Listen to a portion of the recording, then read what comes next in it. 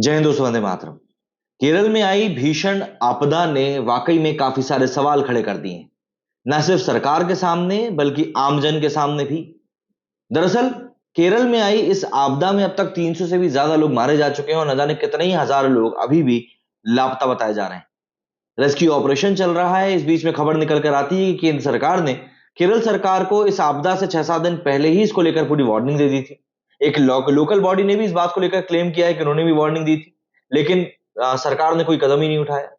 वहीं केरल के सीएम पिनरई विजयन ने इन सभी दावों को खारिज कर दिया और सीधे तौर पर कहा है कि भाई इस मुद्दे पर कभी भी पॉलिटिक्स हमको करनी ही नहीं चाहिए।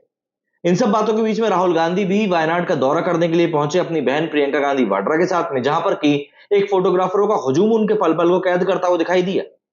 अब वहां पर राहुल गांधी दौरा करने पहुंचे थे, लेकिन ऐसा लग रहा था कि उनकी एक अलग ही पीआर टीम चल रही है। हालांकि ये एक बात सोचने वाली है कि क्या राहुल गांधी अमित शाह के द्वारा किए गए दावों के बाद में केरल सरकार से सवाल उठाएंगे कि भैया आपने जब पहले ही वार्निंग मिल गई थी तो क्यों आखिर आपने यहां पर कोई काम नहीं किया। आपको बता दूं कि वायनाड से राहुल गांधी ही चुनाव जीते थे, इस बार भी और पिछली बार भी। तो ऐसे में राहुल गांधी का भी एक दायित्व बनता है कि कम से कम वो केरल सरकार के सामने सवाल तो उठाएं। लेकिन अगर आप राजनीति को वाकई में होते हुए प्रत्यक्ष तौर पर देखना चाहते हैं तो आप अभी देख सकते हैं, क्योंकि राहुल गांधी कोई सवाल नहीं करने वाले। वो वहां पर गए हैं, दौरा खत्म हो गया और वहां पर जाकर भी वो ये बोल रहे थे कि मेरे ऊपर ईडी की रेड पड़ सकती है मेरे चक्रव्यूह वाले बयान के बाद में। जाहिर सी बात है, इंसान जहां पर है वहीं का रहे, वहीं की बात करे तो शायद ठीक रहता है, लेकिन ठीक है, जिसने मुंह उतनी बातें वाली बात है यहां पर। तो दरअसल केरल के वायनाड जिले में हुए लैंडस्लाइड के कारण जो मौतों का आंकड़ा है वो 300 को पार कर चुका है। सैकड़ों की संख्या में लोग अब भी गायब हैं। 1000 से भी ज्यादा लोगों को सेना, वायुसेना और एनडीआरएफ ने बचा लिया है।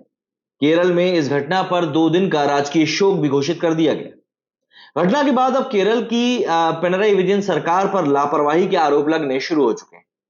एक मीडिया रिपोर्ट में दावा किया गया है कि वायनाड जिला प्रशासन को 2 दिन पहले ही पता चल गया था कि इस इलाके में भारी बारिश और लैंडस्लाइड की पॉसिबिलिटी है। गृह मंत्री अमित शाह ने केरल को चेतावनी दिए जाने की भी बात राज्यसभा में 31 जुलाई को ही कही। वहीं दूसरी तरफ भाजपा सांसद तेजस्वी सूर्या ने कहा है कि वायनाड के इस इलाके से लोगों को इसलिए पूर्व इस घटना के नहीं निकाला गया था क्योंकि वामपंथी सरकार पर मजहबी संगठनों का दबाव था। ओनम मनोरमा में प्रकाशित एक रिपोर्ट के मुताबिक वायनाड जिले में घटना से एक दिन पहले सोमवार को जब बारिश का लेवल 200 मिलीमीटर को पार कर चुका था, तब जिला प्रशासन को वार्निंग भेज दी गई थी। इस वार्निंग में लैंडस्लाइड का जिक्र किया गया था और रिपोर्ट के मुताबिक जिला प्रशासन ने इसे काफी ज्यादा हल्के में लिया और केवल एक अलर्ट जारी कर दिया। इस वार्निंग में भी लोगों को खतरे वाले इलाके से निकल जाने को लेकर कोई भी बात नहीं कही गई थी। इसके कुछ ही घंटों के बाद में दर्दनाक हादसा हो गया। वहीं सीएनएन न्यूज 18 ने अपनी ग्राउंड रिपोर्ट में दावा किया कि वायनाड में 200 से भी ज्यादा मौसम निगरानी यूनिट चलाने वाले human centre for ecology and wild life biology ने लैंडस्लाइड से 2 दिन पहले ही वार्निंग जारी कर दी थी। इन्होंने उस इलाके में विशेष रूप से खतरा बताया था जहां बाद में यह पूरी का पूरा डिजास्टर हुआ है। इस सेंटर के मुखिया सी के विष्णुदास ने बताया कि जिला प्रशासन को सोमवार को ही लैंडस्लाइड की वार्निंग दे दी गई थी। उन्होंने यह भी बताया था कि इन गांव से लोगों को निकालने की हम लोगों ने एक सलाह भी दी थी। हालांकि इस पर कोई एक्शन नहीं लिया गया और बाद में यह आपदा आ गई। इस इकोलॉजी ग्रुप ने मुड़कई के आसपास के लोगों में भूस्खलन के बारे में सरकार और स्थानीय पंचायत को भी चेतावनी दी थी। संगठन ने आकलन किया था कि 48 घंटे में 600 मिलीमीटर से ज्यादा बारिश के कारण मुड़कई में भूस्खलन या मतलब लैंडस्लाइड हो सकती है। आंकड़ों से पता चलता है कि भूस्खलन से 48 घंटों पहले ही मुड़कई में 570 मिलीमीटर से ज्यादा बारिश हो चुकी थी।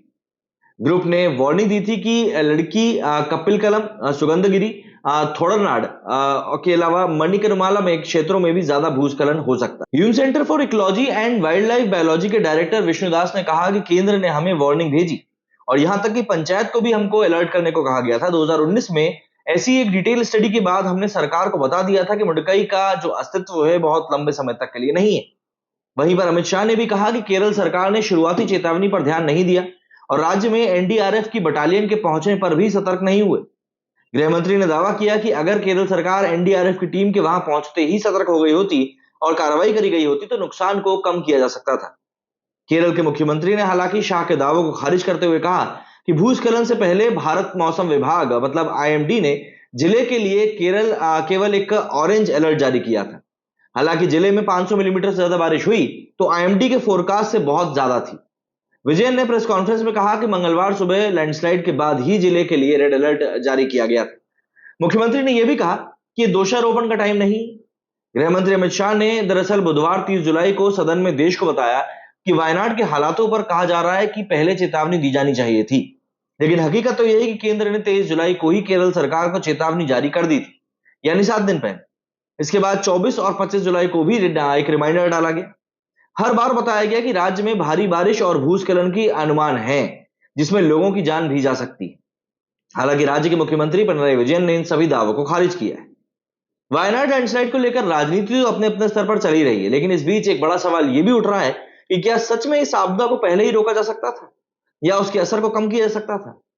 बेंगलुरु साउथ से भाजपा सांसद तेजस्वी सूर्या ने भी इस मुद्दे पर राहुल गांधी और केरल सरकार को घेरा है। उन्होंने कहा कि 2020 में केरल राज्य आपदा प्रबंधन प्राधिकरण ने वायनाड में लैंडस्लाइड के खतरे वाले इलाके से 4000 परिवारों को हटाकर दूसरी जगह पर बसाने की सलाह दी थी। आज तक इस पर कोई कार्रवाई नहीं करी गई और वायनाड के सांसद राहुल गांधी ने आज तक इस मुद्दे को कभी उठाया भी नहीं। विधानसभा में केरल के वन मंत्री ने स्वीकार किया कि वे अवैध अतिक्रमण नहीं हटा पा रहे हैं क्योंकि उन पर विभिन्न मजहबी संगठनों का दबाव है। सांसद तेजस्वी सूर्या ने इसके बाद वायनाड आपदा को मानव निर्मित आपदा बताया। उन्होंने कहा कि वायनाड में जो हुआ है वो कोई प्राकृतिक आपदा नहीं, ये मानव निर्मित आपदा है। ये मैं नहीं कह रहा, ये केरल के विशेषज्ञ कह रहे हैं। पिछले 5-6 सालों में देश में जितनी भी भूस्खलन घटनाएं हुई हैं, उनमें से 60% से ज्यादा सिर्फ और सिर्फ केरला में हुई। इस पूरी घटना के बाद बुधवार 1 अगस्त 2024 को लोकसभा के नेता प्रतिपक्ष राहुल गांधी और कांग्रेस नेता प्रियंका गांधी वायनाड पहुंचे। उन्होंने हादसे में प्रभावित इलाके का दौरा भी किया। दोनों पहले ही यहां जाने वाले थे, लेकिन उनका हवाई जहाज वहां पहुंच नहीं पाया था, इसलिए उन्होंने वहां जाने से मना कर दिया। केरल के वायनाड में हुए लैंडस्लाइड हादसे में प्रशासन की लापरवाही सीधे तौर पर सामने आने के बाद वामपंथी सरकार अब इसके दमन में भी जुट चुकी है। दरअसल वामपंथी सरकार ने अपनी गलतियां छुपाने के लिए राज्य के वैज्ञानिक समुदाय की जुबान पर ताला लगाने का एक आदेश भी जारी किया था। जब इस पर केरल की सरकार घिर गई तो उन्होंने इस पूरे ऑर्डर को वापस ले लिया। केरल सरकार ने वायनाड हादसे के बाद गुरुवार 1 अगस्त 2024 को एक आदेश निकाला। इस आदेश में कहा गया कि केरल का कोई भी वैज्ञानिक या लैंडस्लाइड मामलों का जानकार वायनाड ना जाए और ना ही इस मामले को लेकर अपनी ओपिनियन कहीं पर रखे। इस आदेश में लिखा गया है कि केरल राज्य के सभी विज्ञान संस्थानों को निर्देश दिया गया है कि मेप्पड़ी पंचायत वायनाड का कोई दौरा ना करे। वैज्ञानिक समुदाय को यह भी निर्देश दिया गया है कि वो अपनी राय और अध्ययन रिपोर्ट मीडिया में साझा ना करे। केरल की वामपंथी सरकार ने यह आदेश तब जारी किया जब राज्य के ही कई वैज्ञानिक संस्थाओं ने खुलासा कर दिया कि वायनाड जिला प्रशासन को लैंडस्लाइड के रिलेशन में वार्निंग भेज दी गई थी और इसके बाद भी वायनाड जिला प्रशासन ने कोई एक्शन नहीं लिया और लगभग 300 लोगों काल के गाल में समा गए। वायनाड में 200 से भी ज्यादा मौसम निगरानी यूनिट चलाने वाले Hume centre for ecology and wild life biological ने भूस्खलन से 2 दिन पहले ही वार्निंग दे दी थी। इसने इस इलाके में विशेष रूप से खतरा बताया था, जहां बाद में आपदा आई। और विष्णुदास जी ने क्या कुछ कहा, जो कि इसके हेड हैं, ये तो हमने बताया है। किस तरीके से केरल में जब उन्होंने वार्निंग दी तो प्रशासन ने किसी भी तरीके का कोई एक्शन नहीं लिया। सवाल यह है कि यहां पर जब सवाल उठना शुरू हुए तो सरकार ने वैज्ञानिकों को ही मुंह बंद करने वाला आदेश निकाल दिया। इससे वो अपनी किरकिरी से बचना चाहती थी। केरल सरकार के इस आदेश पर बड़े पैमाने पर फिलहाल विरोध चल रहा है। भाजपा नेता और पूर्व केंद्रीय मंत्री राजीव चंद्रशेखर ने इस मामले पर कहा कि सब कुछ, हर एक बात जो इंडी अलायंस कहता है या करता है, जैसे कि वैज्ञानिक समुदाय को चुप कराना हो, सीपीएम सरकार का यह आदेश पाखंड, दोहरे मापदंड और झूठ पर पूरी तरीके से आधारित है। राजीव चंद्रशेखर के अलावा भाजपा प्रवक्ता शहजाद पूनावाला ने इसे केरल सरकार का तालिबानी फतवा बता दिया।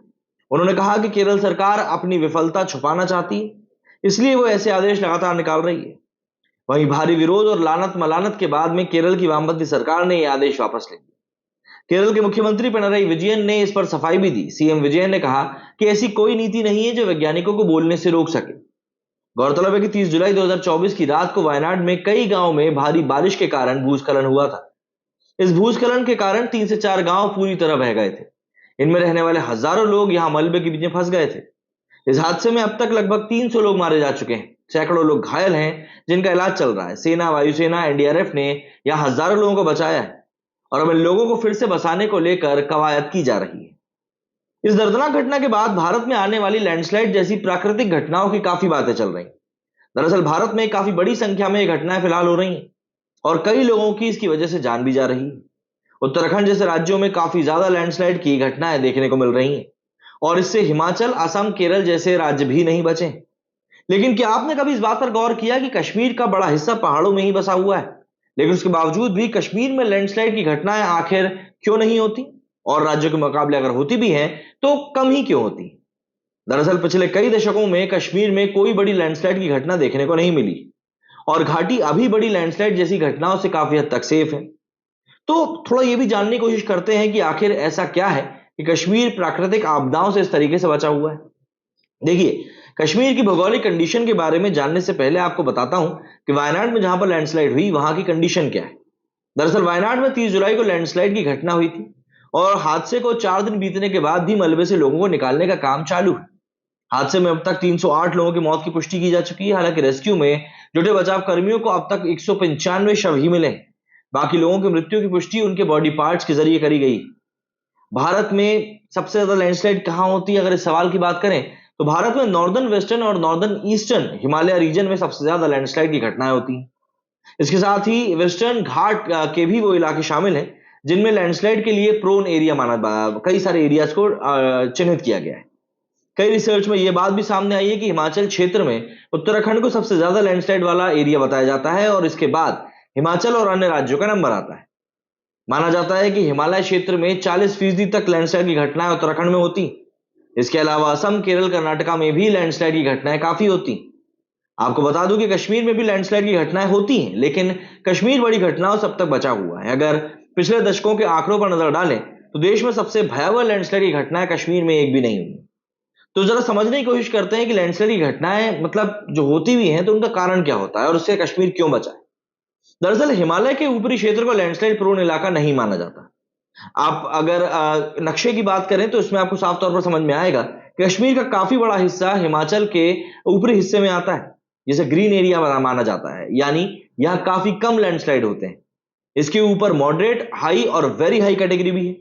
कश्मीर में नॉर्थ भाग में लैंडस्लाइड कम होने की वजह वहां के पहाड़ भी।